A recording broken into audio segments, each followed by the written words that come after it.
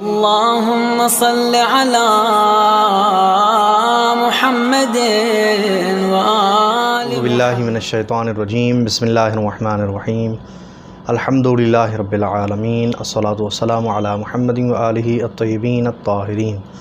अस्सलामु अलैकुम व रहमतुल्लाहि व बरकातुहू। नाज़रीन, आपकी खिदमत में आयतुल्लाहुल उज़्मा सैयद अली अस्सिस्तानी हफ़िज़हुल्लाह के फ़तावा और उनके मसाइल पेश किए जा रहे हैं और आप हज़रात के सवालात के जवाबात देने की भी मुसलसल कोशिश हो रही है। आज फिर आपके सवाल जो हम तक पहुँचे हैं इंशाअल्लाह उसके जवाब देने की कोशिश करेंगे। सबसे पहला सवाल शोहर रिज़वी इलाहाबाद से इनका सवाल है। 3 सवाल इनके हैं कि अगर काफिर ग्लव्स पहनकर कोई खाना बनाता है तो क्या हम उस खाने को खा सकते हैं। देखिए, जुज़ई जो सवाल होते हैं ना, जो मोरद आपके सामने पेश आ रहा है कॉलेज में, स्कूल में, बाज़ार में, आपके पड़ोस में, तो एक कानून कुल्ली जो है वो ये है कि आप नजिस खाना नहीं खा सकते। नजिस खाना खाना भी हराम है और नजिस खाने को खिलाना भी हराम है। अगर आपको मालूम है कि कोई इंसान इतनी एहतियात करता है कि उसने ग्लव्स पहने हैं, उसमें उसकी रतूबत कोई लगी नहीं है, ना उसका कोई पसीना लगा है, ना उसके जिस्म का कोई हिस्सा लगा है, अगर आपको यकीन है कि उसमें कोई रतूबत नहीं लगी है तो बिल्कुल बेशक आप खा सकते हैं। वो जो है कुल्ली बात ये है।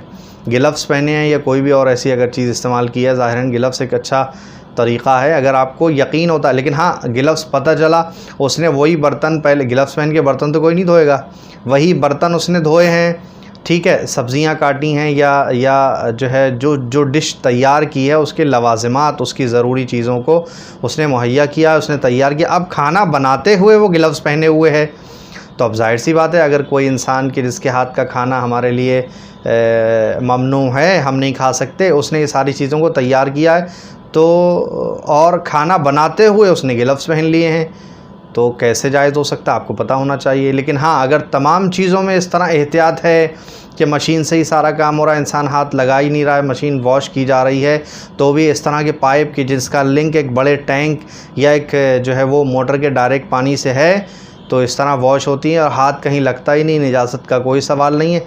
अगर इस तरह है तो खाने में कोई हरज नहीं है। दूसरा सवाल, ज़ोमेटो और स्विगी से पिज़्ज़ा या कुछ खाना ऑर्डर करें तो उसके बारे में भी यही हुक्म है कि अगर आपको यकीन है कि वहाँ खाना बनाने वाले अफराद जो हैं वो नजिस करके खाना नहीं बना रहे हैं या वो ख़ुद नजिस नहीं है या वो हैं कि जिनके हाथ से हम खा सकते हैं, तो इन सारी चीज़ों के बारे में आपको मालूम होना चाहिए। लेकिन कानून यहाँ पर भी वही है कि अगर आपको इल्म है, यकीन है, मालूमात है कि भाई ये सब कुछ ठीक है तो आप खा सकते हैं।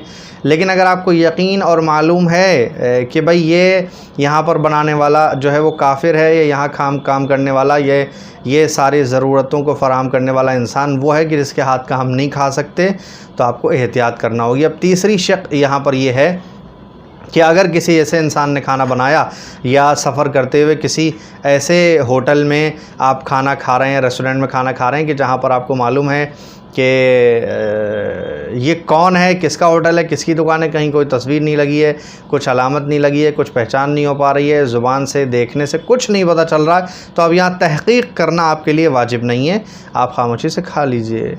अगर पता चल जाए कि ये वो हैं कि जिनके हाथ का हम नहीं खा सकते तो नहीं खाना है, लेकिन जहाँ पता ना चले तो आप जो है वो खा सकते हैं, तहक़ीक़ करना ज़रूरी नहीं है।